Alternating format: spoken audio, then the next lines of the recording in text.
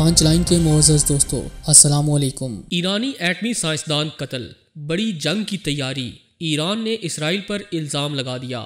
پاسداران انقلاب نے اسرائیلی شہروں کو اپنے میزائلز کے نشانے پر رکھتے ہوئے بدلے کا اعلان بھی کر دیا۔ سعودی عرب، اسرائیل اور امریکہ کی چال، خطہ کسی وقت بھی آگ و خوں کے دریا میں نہا سکتا ہے۔ آخر اس سب کا کیا مقصد ہے اور ایرانی ایٹمی سائنسدان محسن فخری زادے نے کون کون سے کارنامے سر انجام دیے جس وجہ سے انہیں قتل کیا گیا؟ آج ہم آپ کو اسی کی تفصیل فراہم کرنے کی کوشش کریں گے۔ تاہم نئے شامل ہونے والے دوستوں سے التماس ہے کہ پانچ لائن کو سبسکرائب کر کے بیل نوٹیفیکیشن بھی آن کر لیں تاکہ آپ تک خطے کی اہم اور تازہ صورتحال بر وقت پہنچ سکے۔ تو آئیے چلتے ہیں موضوع کے اصل حصے کی جانب۔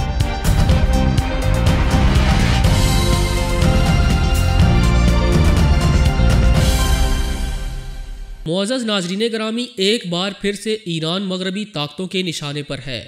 یہود و نصارہ کی جانب سے ایک اور ایرانی لیڈر اور اہم شخصیت کو قتل کر دیا گیا۔ محسن فخری زادے، جنہیں ایرانی قوم ایٹمی میدان میں قابل قدر سائنسدان مانتی تھی، انہیں گزشتہ روز ایک بم دھماکے میں ہلاک کر دیا گیا۔ اس حوالے سے گزشتہ روز ایران کی وزارت دفاع نے تصدیق کی کہ ملک کے سب سے بڑے سینئر جوہری سائنسدان محسن فخری زادے ایرانی دارالحکومت تہران کے قریب ہونے والے ایک حملے میں ہلاک ہو گئے ہیں۔ فخری زادے اب سرد میں ہونے والے حملے کے بعد اسپتال میں دم توڑ گئے۔ ایرانی وزیر خارجہ جواد ظریف نے اسے ریاستی دہشت گردی قرار دیتے ہوئے الزام عائد کیا کہ اس میں اسرائیل کے ملوث ہونے کے ٹھوس اشارے موجود ہیں۔ اپنی ٹویٹ میں ایرانی وزیر خارجہ نے کہا کہ اس بزدلانہ کارروائی سے، جس میں اسرائیل کے کردار کے اشارے ہیں، یہ نظر آتا ہے کہ اس کے مرتکب جنگ کے لیے کتنے بےتاب ہیں۔ انہوں نے بین الاقوامی برادری سے مطالبہ کیا کہ وہ ریاستی دہشت گردی کے اس عمل کی مذمت کرے۔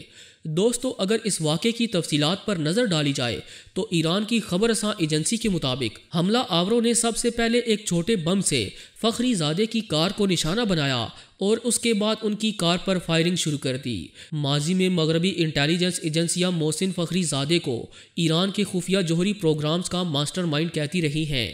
کئی ممالک کے سفارتکار انہیں ایران کے پاس موجود خطرناک اسلحے اور بموں کا باپ بھی کہتے تھے۔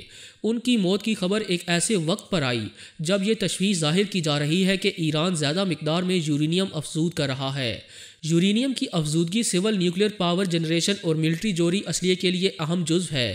ایران کا اصرار ہے کہ اس کا جوہری پروگرام صرف پرامن مقاصد کے لیے ہے، تاہم عالمی برادری خاص کر اسرائیل اور سعودی عرب اس کے سخت خلاف ہیں۔ اس واقعے کے بعد ایرانی حکام اور فوجی حلقوں میں شدید غم و غصہ دیکھا جا رہا ہے، جو یقیناً کسی بڑی جنگ کی پیشگوئی کرتا دکھائی دیتا ہے۔ اس حوالے سے ایک اور اہم خبر یہ ہے کہ پاسداران انقلاب کے کمانڈر نے گزشتہ روز یہ اعلان کیا کہ وہ ایرانی سائنسدان کے قتل کا بدلہ لیں گے، جیسا ماضی میں لیتے رہے۔ میجر جنرل حسین سلامی نے کہا کہ جوہری سائنسدانوں کا قتل جدید سائنسوں تک ہماری رسائی روکنے کے لیے عالمی بالادستی کی سب سے واضح خلاف ورزی ہے۔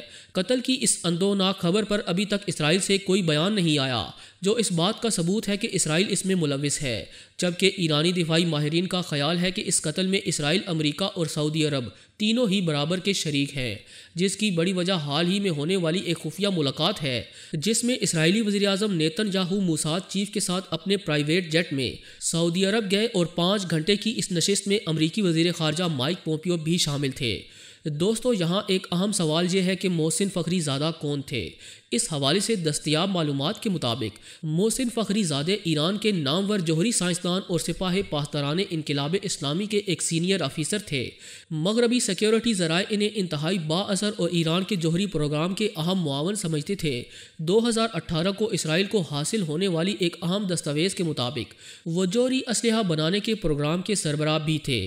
اسرائیل کے وزیراعظم نیتن یاہو نے مئی 2018 میں ایران کے جوہری پروگرام کے متعلق بتاتے ہوئے فخری زادے کا نام خصوصی طور پر لیا۔ سن 2015 میں نیو یارک ٹائمز نے ان کا موازنہ جے رابرٹ اوپن ہائمر سے کیا۔ اوپن ہائمر وہ ماہر طبیعیات تھے جنہوں نے منہیٹن پروجیکٹ ڈائریکٹ کیا تھا اور اسی شخص نے دوسری جنگ عظیم کے دوران پہلے جوہری ہتھیار بنائے۔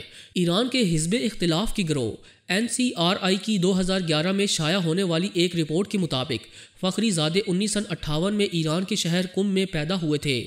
کہا جاتا ہے کہ بطور طبیعیات کے پروفیسر انہوں نے پروجیکٹ ایماد کی سربراہی کی۔ یہ مبینہ طور پر وہی خفیہ پروگرام ہے جو 1989 میں ممکنہ طور پر جوہری بم بنانے کے لیے شروع کیا گیا۔ انٹرنیشنل اٹامک انرجی ایجنسی یعنی IAEA کے مطابق یہ پروگرام 2003 میں بند کر دیا گیا تھا۔ واضح ہے کہ سن 2010 سے 2012 کے درمیان 4 ایرانی سائنسدانوں کو قتل کیا گیا اور ایران ان کے قتل میں اسرائیل کے ملوث ہونے کا الزام لگاتا رہا ہے۔ اب کی بار بھی ایسا ہی کیا جا رہا ہے اور ایرانی حکام اس بات کی تصدیق کر رہے ہیں کہ زمینی حقائق اور جائے واردات سے ملنے والے تمام تر شواہد اس بات کی گواہی دے رہے ہیں کہ اس قتل میں امریکہ، اسرائیل اور سعودی عرب شامل ہیں۔ معزز دوستو، یہاں سب سے اہم امر یہ بھی ہے کہ 2 روز قبل ہی امریکی سرکاری میڈیا نے دعویٰ کیا کہ امریکی صدر ڈونلڈ ٹرمپ اسرائیل کے ساتھ مل کر ایران پر حملہ کرنے جا رہے ہیں، جس کے بعد یہ قتل کا واقعہ پیش آیا۔ امریکی میڈیا نے دعویٰ کیا تھا کہ اسرائیل نے امریکہ کی ایما پر ایران پر حملے کو ممکن بنانے کے لیے بھرپور تیاریاں شروع کر دی ہیں۔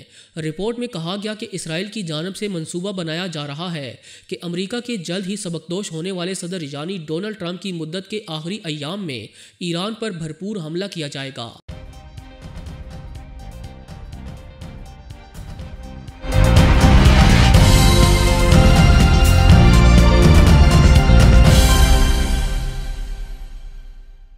اس سلسلے میں ایران کی جوہری تنصیبات کو ہدف بنایا جائے گا۔ اسرائیلی حکام نے آئندہ ہفتوں کو انتہائی اہم قرار دیا تھا، جس کے بعد یہ اندوہناک واقعہ پیش آیا، جبکہ گزشتہ روز اسرائیلی میڈیا نے ایک بار پھر دعویٰ کیا کہ اسرائیل وزیراعظم بنجمن نیتن یاہو نے سعودی عرب کے ولی عہد محمد بن سلیمان سے گزشتہ اتوار کو ایک خفیہ ملاقات کی تھی، جس میں ایران کے معاملات کو ڈسکس کیا گیا۔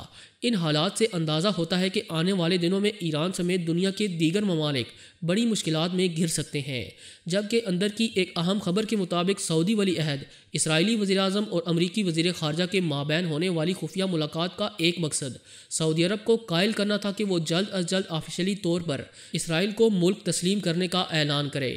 اور افسوسناک خبر یہ بھی ہے کہ اس مقصد میں یہود و نصارہ کامیاب ہو چکے ہیں اور ممکن ہے کہ آنے والے دنوں میں سعودی عرب باقاعدہ طور پر اسرائیل کو تسلیم کرتے ہوئے امت مسلمہ کے سینے میں خنجر گھونپ دے۔ اس عمل سے پاکستان کے لیے بھی سنگین خدشات پیدا ہو سکتے ہیں۔ دوستو، مشرق وسطیٰ کے حالات کے حوالے سے آپ کی رائے کیا کہتی ہے؟